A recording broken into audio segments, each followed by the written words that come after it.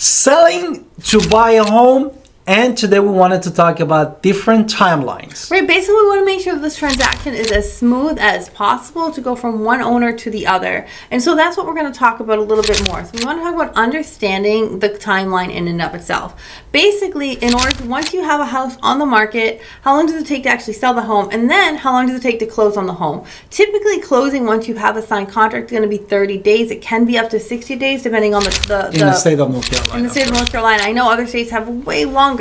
But basically, we want to look at the terms agreed upon by the buyer and seller, the type of mortgage and things like that as well. So when you are selling to buy, you have to pay attention to your timeline because you also have to coordinate the other buy in the same time frame. Exactly.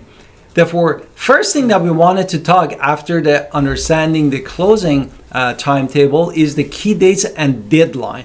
These are super important, which you need to make sure you meet all of the deadline by that time that it associated with that. For example, the first thing we wanted to talk about is inspection period. What is the inspection period? Right, so basically how long is in the contract that you have the right to inspect that property? So we're conducting the inspections as soon as possible, but we want to make sure the inspection period is there. Exactly. The second thing we want to talk about is any contingencies. When will they be handled? Hopefully there are no contingencies, but basically we have to pay attention. Is the other person's loan approved by a certain date? What is the loan approval date of the person buying your home? Because that really does matter. It's not just inspections. Is their loan set to close? Do they satisfy all of their loan conditions because they're buying your house? So we have to pay attention to their dates.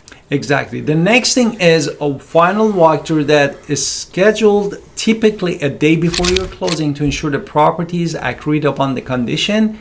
And this is also super important.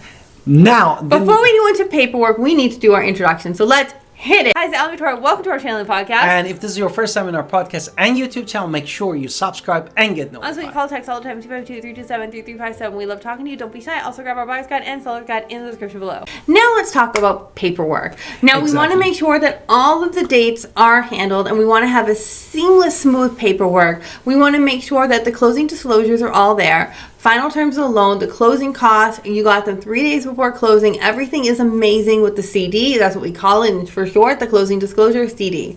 What else? Exactly. Therefore, the next one is a title and deed. Then the deed transfer ownership and must be filed by the county. No, in the state of North Carolina, actually the lawyers, the closing attorney does that. But in the state that you might live, it might be different. And the title also shows the buyer has a clear legal right to the purchase. The next thing we want to make sure is the bill of sale, which is basically any personal property that is going with the property. If there is furniture or appliances, everybody knows who is what. Let's talk about the keys to success. The keys to success is making sure we are staying on target and staying on focus and making sure all documents are signed and everything is amazing. And you want to make sure that you are coordinating with the real estate agent, the loan officers, and the attorneys to make sure everything is going as expected and everything is there. Exactly. Now we're going to move to the what to expect at the closing day. Closing day basically is the day that all the parties come together to finalize the transaction, which of course one person is going to take over the ownership of the other person property, and it's very formal basically process with defined steps that we're going to talk about. First, we want to talk about closing meeting. No, right. This is when we go to the attorney's office, and the closing agent, the lawyer is in the state of North Carolina, is going to oversee the process, making sure all the deeds are done and they have all the money and everything is transferred accordingly.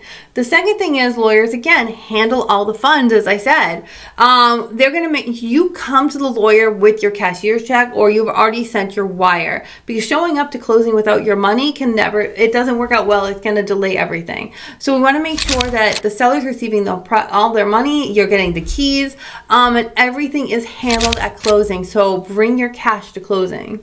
Exactly. Therefore, based on that final disclosure that the loan officer sent you 24 or 48 hours before the closing, you know how much you have the cash close, and you use one of ways that my wife explained. Now, the next thing is the final signature, which basically both parties will sign a number of documents, is billion pages sometimes if you have a loan, and including the HUD, which is the settlement statement, and is basically itemize all of the costs related to both parties, seller and buyer, in the sale. What is the next one? The next one is going to make sure the certification of title. Again, the lawyers are going to handle that in the state of North Carolina. The seller is going to have the documents that they have the right to sell the property. You have the certificate that you are buying the property and everything is good with the transfer taxes, if there are.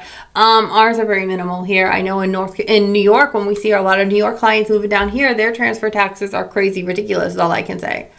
Now, the steps actually after closing. Post-closing, there are a few additional tasks to manage. The first one is recording the transaction. The county records the sale and the change of the ownership of the property. That's done again by a closing attorney in the state of North Carolina. And you want to cancel all home services. You want to make sure that you are transferring all utilities and other home services that you need. If you are taking your home security from one place to the other, you have canceled in one and moved it to the other. Now we're going to use a little bit of advice. The more we stay in communication, the better. Your real estate agent is going to be there to help you with the responsibilities, 100%. Exactly. Understand very clearly from your lender what all your closing costs are, what you are bringing to payment as well. And then last thing I want to say is keep all your documents. I was talking to a former client yesterday who bought his home and he did not keep his documents. So I am having the lawyer print out all his documents for him again, and he can go pick them up. Why am I doing that? Because you need to make sure you keep them so you can refer to them. You can refer to whatever you need because you never know what you need in there. So having the papers on hand, if you're great with computers, that's amazing. Keep the CD, keep the PDF. If you are not amazing with PDF, make sure you've asked for the paperwork and you keep that paperwork because it is very, very important because you never know when you need it. Exactly. Don't forget to connect with us, Al and Victoria, Pinder Real Estate Agent Professional in Pitt County, North Carolina. We love to help you, and also watch all of our playlists and videos that we put here for you. And please subscribe, and we love to connect.